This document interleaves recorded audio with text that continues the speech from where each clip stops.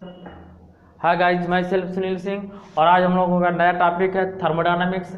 This is the useful for IIT, NEET, air force, polytechnic and inter first year के लिए। तो guys मैं इसे हिंदी और इंग्लिश दोनों में डिफाइन करेंगे। किसमें? हिंदी और इंग्लिश बोथ में डिफाइन करेंगे इसको, और इसको एज ए कंपटीशन के बेस से पढ़ेंगे, नॉट फॉर इंटर के बेस से, ठीक है ना। हम लोगों को शॉर्टकट में इसको देखना है। तो बच्चा, चैप्टर का नाम है थर्मोडायनामिक्स, इसको हिंदी में बोलते हैं ऊष्मागतिकी। क्या बोलते हैं? ऊष्मागतिकी। चैप्टर नाम डाल लिया ऊष्मागतिकी। थर्मोडायनामिक्स होता क्या है? क्या होता है बच्चा? देखिएगा, थर्मोडायनामिक्स क्या होता है। सपोज कर लिया एक गैस सिलेंडर लिया। क्या लिया? Gas cylinder. ध्यान दो, एक गैस सिलेंडर लिया। गैस सिलेंडर में गैस के मॉलिक्यूल होते हैं। किसके मॉलिक्यूल होते हैं? मॉलिक्यूल बोले तो क्या होता है? कण। क्या? कण, पार्टिकल। और ये गैस पिस्टन युक्त है। इसमें क्या लगा हुआ? पिस्टन। क्या लगा हुआ है? पिस्टन क्या होता है बच्चा? समझो, पिस्टन क्या होता है कि जैसे गाड़ियों में वगैरह में सभी में क्या लगा होता है? पिस्टन, फ्रिक्शन होता है। क्या होता है इसमें? फ्रिक्शन। यहाँ पर पिस्टन लगा होता है, और इसी का जो गाड़ी में, जैसे आप लोग कहते हैं हम लोग कि पेट्रोल या डीजल से गाड़ियाँ चलती, पेट्रोल डीजल से गाड़ियाँ नहीं चलती हैं, ये फ्रिक्शन कराता है। किसमें? पिस्टन में, ठीक है ना। उसमें गैस बनती है। या हम लोग गैस सिलेंडर, सिंपल अगर घर में गैस सिलेंडर की बात करें तो गैस में गैस के अणु होते हैं, गैस के मॉलिक्यूल होते हैं। बोलो, मॉलिक्यूल बोले तो अणु। क्या? अणु, पार्टिकल, मॉलिक्यूल्स, गैस के मॉलिक्यूल्स हैं। चलिए, दिस इज द गैस के मॉलिक्यूल। अच्छा बच्चा, एक बाल्टी हो, ठीक है ना। एक बाल्टी में 10 लीटर की बाल्टी, अगर उसमें 5 लीटर पानी भरा हुआ है तो पानी ऊपर निकलेगा अपने आप। ऐसे बाल्टी में पानी भर करके तो पानी ऊपर निकलने लगे, नहीं निकलता ना। लेकिन गैस ऊपर क्यों निकलती है भाई? अगर 15 किलो का गैस सिलेंडर है, उसमें अगर उसमें 50 ग्राम, 500 ग्राम भी इवन गैस बचती है तो ऊपर निकलती है कि नहीं निकलती? अगर खोल दिया जाए तो गैस निकलेगी। अरे 100 ग्राम होगी तब भी ऊपर निकलेगी। ऐसा क्यों होता है? पानी तो बाहर नहीं निकलता है, ये क्यों निकलती है? क्योंकि इसमें प्रेशर होता है। क्या होता है? प्रेशर। क्या होता है? प्रेशर। प्रेशर बोले तो दाब। क्या होता है इसमें?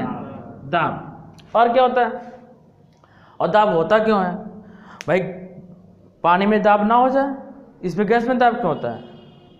हम लोगों ने 9th 10th में और इससे पहले 6th क्लास से ही पढ़ते हैं कि जो सॉलिड होते हैं वो, उसके पार्टिकल होते हैं एक जगह कलेक्ट रहते हैं, ठीक है ना, वो वाइब्रेट नहीं करते हैं। जो लिक्विड होता है वो थोड़ा बहुत वाइब्रेट करता है, ठीक है ना। और जो गैस होती है बहुत तेजी से वाइब्रेट करती है। क्या करती है? वाइब्रेट करेगी। क्या करेगी? वाइब्रेट करती है। मतलब गैस के पार्टिकल ऑल डायरेक्शन में रिवॉल्व करते रहते हैं। जैसे कमरे में अगर एक कोई सेंट लगा के आए तो पूरा कमरा महकेगा। आप लोग लगा के नहीं आते हो ना, पूरा कमरा महकेगा, ठीक है ना। एक कोने पे अगर सेंट का थोड़ा छिड़क दे तो पूरा दूसरे कोने तक पहुंच जाएगा। क्या? गैस के पार्टिकल मॉलिक्यूल करते हैं कंटिन्यू, ठीक है ना। अब जैसे तुम लोग शांति से बैठे हो, तुम लोग 2-4 घुसा मार दिए जाए तो भाई गैस के मॉलिक्यूल हैं, और जब रिवॉल्व करेंगे तो क्या होगा? टकराएंगे। टकराने से क्या होगा? टेम्परेचर इंक्रीज होगा। तो गैस के मॉलिक्यूल में क्या टेम्परेचर होता है? क्या होता है? टेम्परेचर बोले तो ताप। क्या होता है? ताप, ठीक है ना, ताप होता है। और आप लोगों को पता है कि सॉलिड, लिक्विड और गैस तीनों स्टेट जगह घेरते हैं, वॉल्यूम घेरते हैं। आप ये नहीं कर सकते हो कि 15 लीटर का गैस सिलेंडर है, 15 किलो गैस सिलेंडर है, उसमें आप 20 किलो गैस भर सकते हो? फट जाएगा। आप 20 किलो गैस नहीं भर सकते हो, क्योंकि उसका वॉल्यूम क्या होता है? फिक्स होता है। वॉल्यूम फिक्स होता है, ठीक है ना। वॉल्यूम ऐसा फिक्स होता है कि उसमें मैक्सिमम नहीं भर सकते, कम तो भर सकते हो। जैसे आप 15 किलो का गैस सिलेंडर है, उसमें आप 1 किलो भी गैस भरेंगे तो पूरा सिलेंडर भरेगा, ठीक है ना। नहीं कि साइज फिक्स नहीं होता है, लेकिन वॉल्यूम तो फिक्स होता है कि इतने लीटर ही गैस आ सकती है। 15 किलो वाला गैस सिलेंडर में आप 20 लीटर गैस नहीं भर सकते हैं। भर सकते क्या? नहीं भर सकते ना। तो आ सिस्टम, तो देखिए थर्मोडायनामिक्स क्या है? A system can be express the terms of pressure, volume and temperature, known as thermodynamics. ऐसा निकाय, ऐसा सिस्टम जो ताप, दाब और आयतन, ये भी क्या है? आयतन, ताप, दाब और आयतन को प्रदर्शित करता है, ऊष्मागतिकी कहलाता है। बोलो, इसमें कोई प्रॉब्लम? बोलिए। अब इसमें एक चीज नई चीज और होती है, इसे हम लोग बोलते हैं एंट्रापी या एंथैल्पी। इसको डीएस से रिप्रेजेंट करते हैं, किससे? डीएस से। और डीएस इक्वल होता है D you upon D T. You क्या है? यहाँ पर यू है एज ए इंटरनल एनर्जी। क्या है? इंटरनल एनर्जी, आंतरिक ऊष्मा। क्या है? आंतरिक ऊष्मा। आंतरिक ऊष्मा, आंतरिक ऊष्मा, इसे इंग्लिश में बोलते हैं इंटरनल एनर्जी। ठीक बात समझ में आई? तो ये लिखने की जरूरत है नहीं ना। A system can be express the terms of pressure, volume and temperature known as thermodynamics. ऐसा निकाय, ऐसा सिस्टम जिसमें ताप, दबाव और आयतन होता है, ऊष्मागतिकी कहलाता है। खेल खत्म, आगे बढ़े। अब आप हेडिंग डालेगा work done due to thermodynamic system. ऊष्मागत के निकाय द्वारा कृत कार्य, ऊष्मागत के निकाय द्वारा कृत कार्य, work done due to thermodynamics system. ऊष्मागत के निकाय द्वारा कृत कार्य, ऊष्मागत के निकाय द्वारा कृत कार्य, ऊष्मागत के निकाय द्वारा कृत कार्य। हेडिंग डाली। आप समझिए भैया, जब work done due to thermodynamic system find करेंगे तो लैंग्वेज नहीं लिखना है, क्योंकि हम लोग कंपटीशन के लिए पढ़ रहे हैं, नॉट फॉर इंटर के लिए। ठीक है, फर्स्ट ईयर के लिए नहीं पढ़ रहे हैं हम लोग। क्या है कि अभी हम लोगों ने पढ़ा system can be express the terms of pressure, volume, temperature known as thermodynamics. इसमें भी यही लिखेंगे। ठीक है ना। इसके बाद कहेंगे कि let us consider a cylinder, gas cylinder. Let us consider a gas cylinder have a volume B, pressure P and temperature T. मतलब एक गैस सिलेंडर है जिसका दाब P है, आयतन B है और ताप T है। ठीक है ना। तब वर्क हमें क्या फाइंड करना? वर्क फाइंड करना। क्या फाइंड करना? वर्क। और वर्क इक्वल होता है क्या भैया बताओ? सिंपल फॉर्मूला क्या होता है? कार बराबर, बोलो बोलो, कार बराबर क्या होता है? बल गुणे विस्थापन। क्या होता है? बल गुणे विस्थापन। मतलब फोर्स इनटू डिस्प्लेसमेंट। डिस्प्लेसमेंट क्या? कार बराबर बल गुणे विस्थापन, बल गुणे विस्थापन, विस्थापन। बात समझ में आई? बल गुणे विस्थापन, इतना बात समझ में आई बच्चा? W इक्वल टू बल को F से रिप्रेजेंट करते हैं और डिस्प्लेसमेंट को dx। अब हमें फोर्स नहीं लेना है, हमें ये लेना है कि जो थर्मोडायनामिक्स पढ़ रहे हैं, जो भी वैल्यू निकलेगी प्रेशर, वॉल्यूम एंड टेम्परेचर के टर्म में निकलेगी। किसमें? दाब, आयतन और ताप के टर्म में होना चाहिए। ठीक है ना। अब समझो, ये पिस्टन है और पिस्टन पहले AB पोजीशन पे था। किस पोजीशन में था? AB पोजीशन पे था। तो इसका वॉल्यूम कितना था? V1 कितना था? और इसका क्रॉस सेक्शन एरिया कितना? A। जो पिस्टन है उसका क्षेत्रफल कितना है? A। क्रॉस सेक्शन एरिया बोले अनुप्रस्थ काट का क्षेत्रफल। क्या? अनुप्रस्थ काट का क्षेत्रफल कितना है? A है। पिस्टन पर थोड़ा सा फोर्स रिमूव किया तो पिस्टन पहुंच गया CD पॉइंट पर। कहाँ पहुंच गया? CD पॉइंट पर। अच्छा, इतने डिस्प्लेसमेंट हुआ कितना? dx का डिस्प्लेसमेंट हुआ। और बच्चा इस पे क्या हटाया? प्रेशर हटाया। क्या रिमूव किया? प्रेशर, दाब। क्या रिमूव किया? ये बात समझ रहे हो ना? ये दाब है ना, इस पे दाब रिमूव किया ना। क्या रिमूव किया? इस पे दाब हटाया। तो इसका आयतन परिवर्तित हुआ। पहले V1 था, अब आयतन कितना हो गया? V2 हो गया, आयतन बढ़ गया। अब हम बात करते हैं दाब। P बराबर क्या होता है? बल बटे क्षेत्रफल। क्या होता है? बल बटे क्षेत्रफल। क्षेत्रफल किसका है? ये जो पिस्टन है उसका क्षेत्रफल है। ठीक है ना। तो F बराबर क्या हो जाएगा? P इंटू ए। क्या हो जाएगा? P इंटू ए आएगा।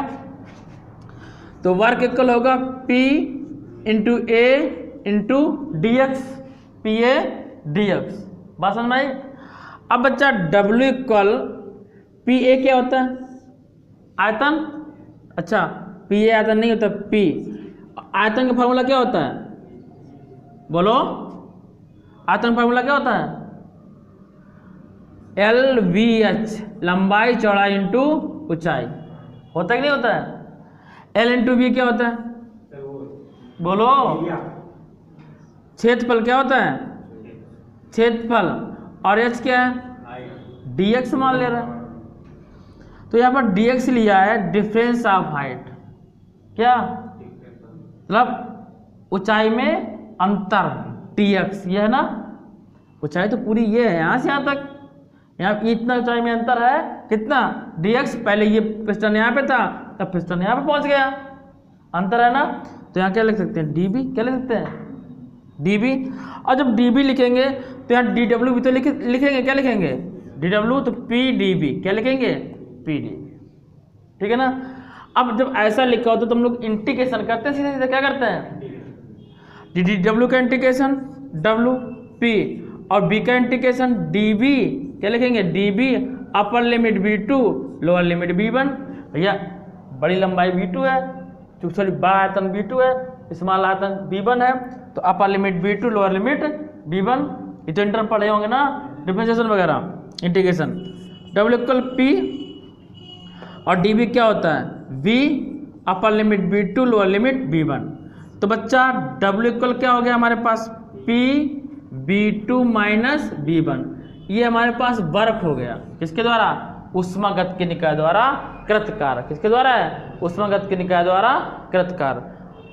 बोलो भैया समझ में आया, बोलो तो नोट करो। अलग अलग कंडीशन है, तो कंडीशन में देखिएगा, पहला है देखिएगा, यदि इस टाइप का फिगर बनाओ, समझिएगा, यदि ये ऐसा फिगर बना,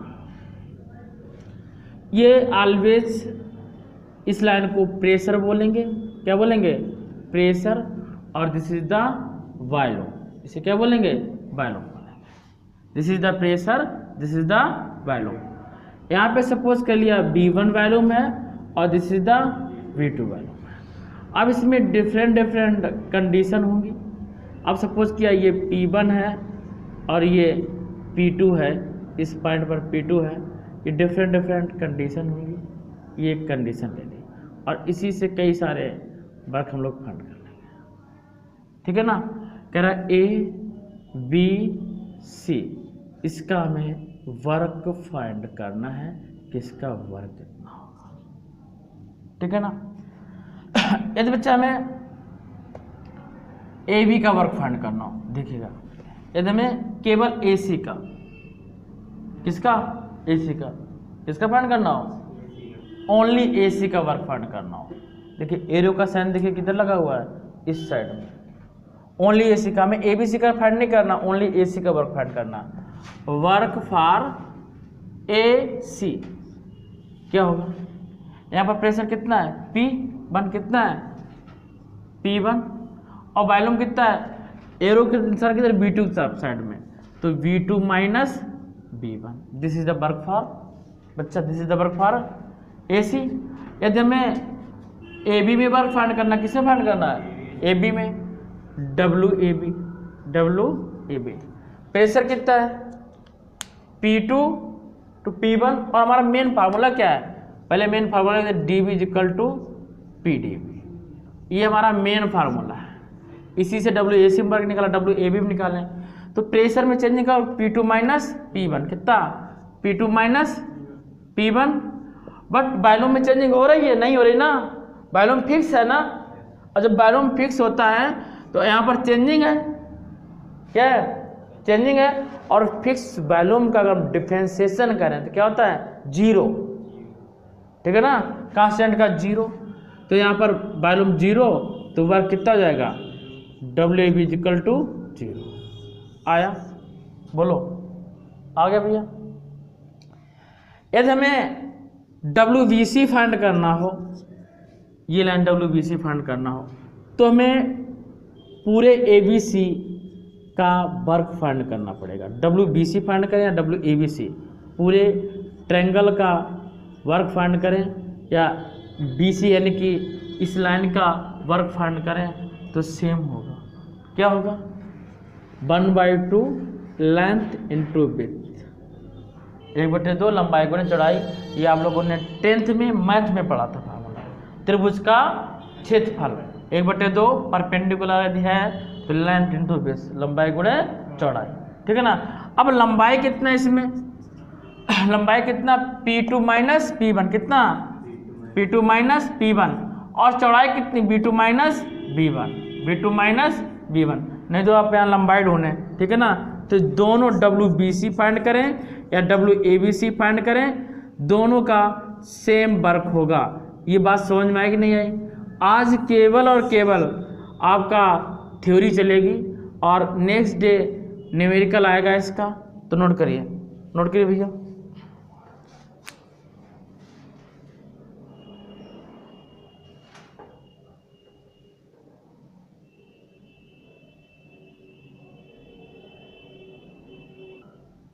बच्चा उसी ब्याह पर नेक्स्ट क्वेश्चन है, आदर्श गैस द्वारा प्रक्रम A B C A में किया गया कार्य फाइंड करना है। पहला ऑप्शन है 2PB, दूसरा ऑप्शन है PB, तीसरा ऑप्शन है हाफ PB और चौथा ऑप्शन है अनोटेड, नन ऑफ दिस, ठीक है। मीन्स ये कह रहा है कि find the work done at the process ABCA, ठीक है ना। बोलो क्या आएगा फार्मूला? तो W equal to 1/2 L into V। अब L कितना ये, और L में क्या आता है? प्रेशर आता है। क्या आता है? प्रेशर आता है। प्रेशर मैक्सिमम कितना? 3P माइनस P करेंगे कितना बचेगा? 2P। कितना बचेगा? 2P। और वॉल्यूम कितना है? ये वॉल्यूम होता है, प्रेशर होता है, ये दिखाया नहीं गया इसमें, आपको याद रखना है। वॉल्यूम कितना? 3P माइनस B, तो 2B कितना, ठीक है ना भैया। 2 से 2 कैंसिल, कितना आएगा? 2PB कितना आएगा? है सिंपल। बात समझ में आ गई कि नहीं आई? नोट करिए। ये वर्क फाइंड करना है किसमें? ABCD में। किसमें वर्क फाइंड करना है? ABCD में, ठीक है ना। Pressure P1 P2, volume V1 V2, क्या फाइंड करना है? वर्क फाइंड करना है। इस पूरे प्रक्रम का हमें वर्क फाइंड करना है, ठीक है ना। वर्क फाइंड करना है। बोलो कैसे लगाएंगे? बोलो। अरे तुम लोग क्या कर रहे हो यार? कार फाइंड करना है, क्या होगा इसका? बोलो। समचतुर्भुज का क्षेत्रफल, क्या समचतुर्भुज का क्या होता है? L इंटू V, लंबाई गुणे चौड़ाई। अब लंबाई है कितनी? लंबाई ये है और चौड़ाई ये है, तो क्या ले सकते हैं? P2 minus P1, P2 minus और V2 minus, that's all. Work हो गया, ठीक है ना। नोट करिए भैया। देखिए वृत्त का कार्य और वृत्त का जब वर्क फाइंड करेंगे बच्चा, तो वृत्त का क्षेत्रफल क्या होता है? कोई बताएगा? सर्किल का क्षेत्रफल क्या होता है? पाई आर स्क्वायर। बोलो। अच्छा चलो जो भी हो, यहाँ पर फार्मूला लगाएंगे π/4। क्या लगाएंगे? π/4 और P2 minus P1 into V2 minus V1। और कब? जब ये क्लॉकवाइज होगा। कैसा होगा? क्लॉकवाइज होगा। यदि ये एंटी क्लॉकवाइज हो, कैसा हो? एंटी क्लॉकवाइज मतलब घड़ी की अपोजिट दिशा में। देखो भैया समझो, ये घड़ी की दिशा में है, तो P2 minus P1, V2 minus V1। यदि इस दिशा में होता तो कैसे लगाते हैं कि P1 माइनस P2 और V1 माइनस V2। बात समझ आई? नोट करिए।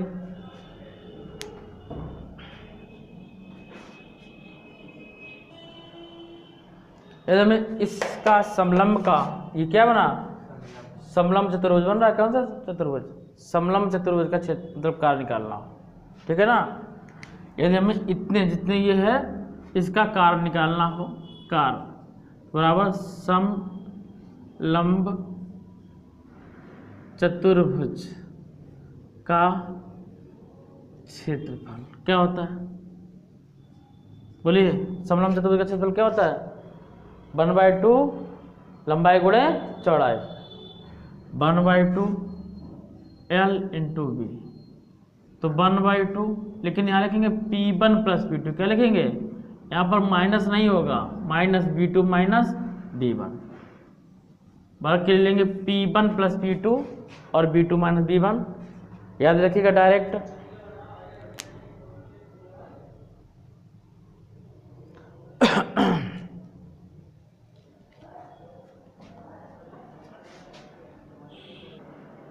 है ना, लेगा स्पेसिफिक हीट, विशिष्ट ऊष्मा, स्पेसिफिक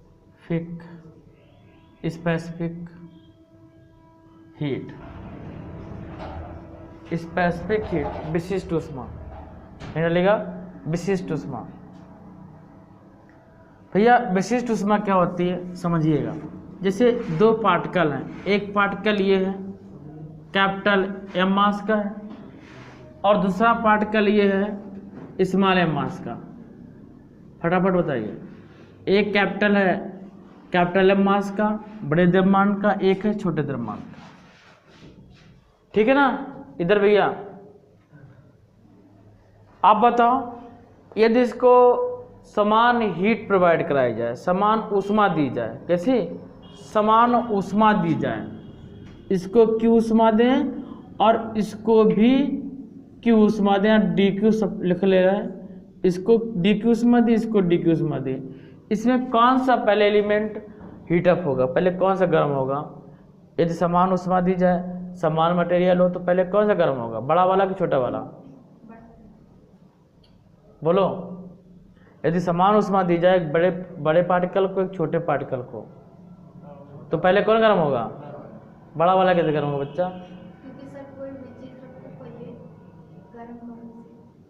अरे जब समान ऊष्मा दे रहे हैं, अब छोटे से गैस चूल्हे पे एक बड़ा वाला कढ़ाई रख दो, ठीक है ना, वो पहले गर्म होगी, पहले छोटी वाली गर्म होगी, छोटी वाली कौन गर्म होगी, छोटी वाली।